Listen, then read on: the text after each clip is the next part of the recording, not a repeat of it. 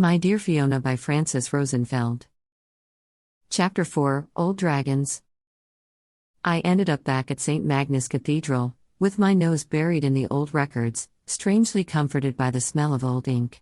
It is amazing, really, the church's archives go back centuries. After a few hours of being fully immersed in the lives and the trades of the people of old, you forget what century you're in, you lose track of time altogether. Marriages, home deeds, conflict resolutions, old public announcements, the births of children. This is what time really looks like, reading the birth announcements of people who passed out of existence centuries before you were born. Seeing their aspirations, hopes and heartbreaks, the bitter and the sweet displayed together like in a painting, equalizes their significance and turns them all into the same substance when watched from a distance. I feel like I know them, somehow, your maybe descendants.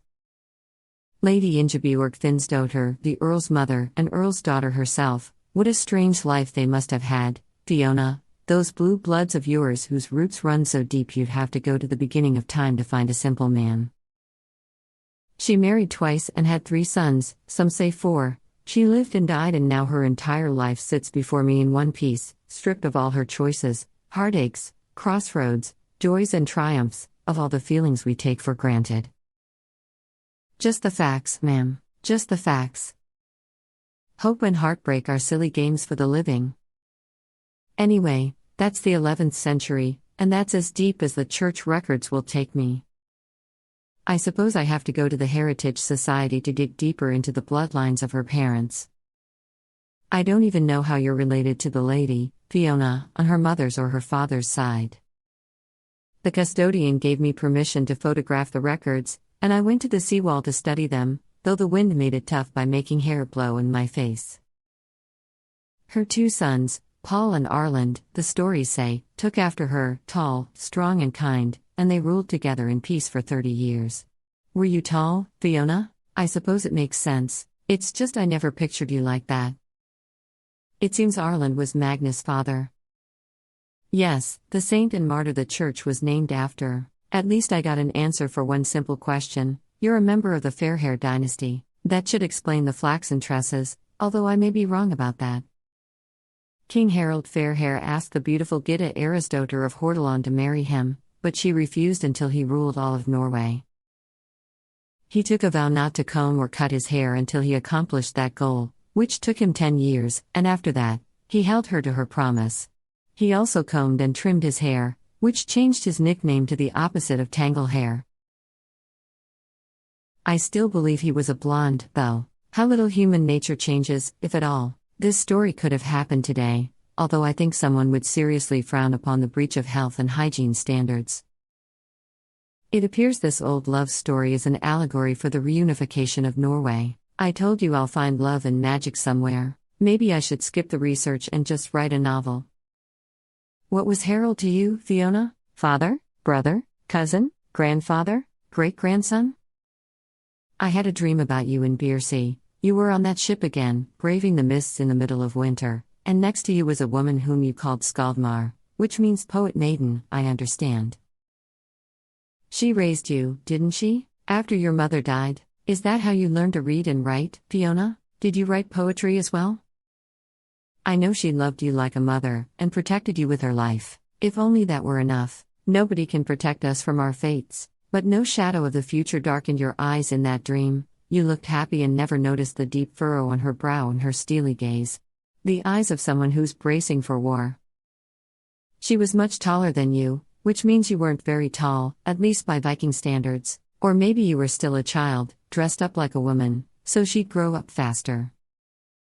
The longship on which you sailed must have been brand new. The scent of fresh timber was unmistakable, even mixed with the smell of the sea, and the hull retained its bright yellow hue, before the salt and wind would darken it to a dull gray. Your protector hardened her demeanor and pointed to the mist in a commanding gesture, and the mist revealed the contours of an island not too far away. She must have done this many times before, because you didn't look afraid at all. You giggled, excited, and clapped your hands at the surprise, and then your eyes lowered their gaze to the ring you wore around your neck on a silver thread, the symbol of your status and the proof you are who you say, and got clouded with sadness. I somehow know that sadness in your eyes was for what you left behind, Fiona, and not for what awaited you, because, unlike your older mentor, you seemed keen to begin the adventure for which that new boat brought you here.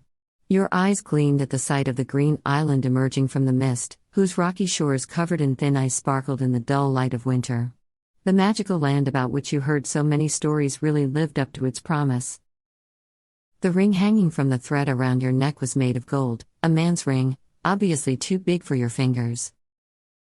It had a black stone embedded in a crest whose composition I could see clearly, the outline of a dragon on top of a two-color inlay background, parted profess, and etched with the image of the sun on the lighter half.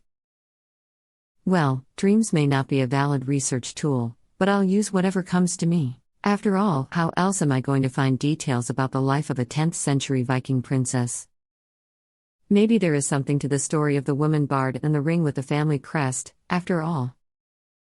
I got so lost in thought looking at the pictures, trying to put together a family history that had already outlived its usefulness, because the mother and her earl sons lived long after your time, Fiona, and the trials and tribulations of their lives don't inform yours at all, that I didn't even notice it got dark until the lanterns turned on along the seawall, reminding me it is time to go home. I suppose tomorrow I'll have to dig through heraldic catalogs to figure out whose crest you wore. Oh, people at the Institute would laugh me out of town if they knew my sources, but what's it going to hurt? I rented the room I live in by the month. I had no expectations of how long it would take me to stitch your story together, although the grant was for an entire year, and maybe I should keep that in mind as a guideline. My room is in an old stone building downtown, on Victoria Street, a short 10-minute walk from here. It gets chilly in the evening, despite the thick and warm wool sweaters my mother made me swear I'll wear. No pressure needed. I think I'll wear two tomorrow. The temptation of a delicious coffee with rich milk foam entices from a distance. I can already see the coffee shop at the end of the street, which reminded me I forgot about dinner. Every other thought abandoned me, leaving ample room for the mouth-watering image of a hot bowl of soup, right next to a spiced chai latte, both steaming hot.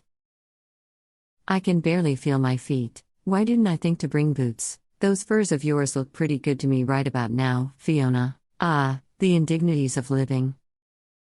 My achy feet and back relaxed, after I got cozy indoors, and I shifted into a dreamlike state as I watched the scenery with streetlights and nightlife through the fogged windows, wondering what could possibly have been like to be a woman poet in Viking times.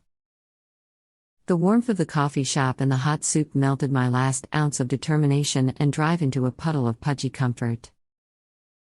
There's definitely nothing left on tonight's agenda other than sleep. On an unrelated note, driving on the left side of the street still confuses me to no end.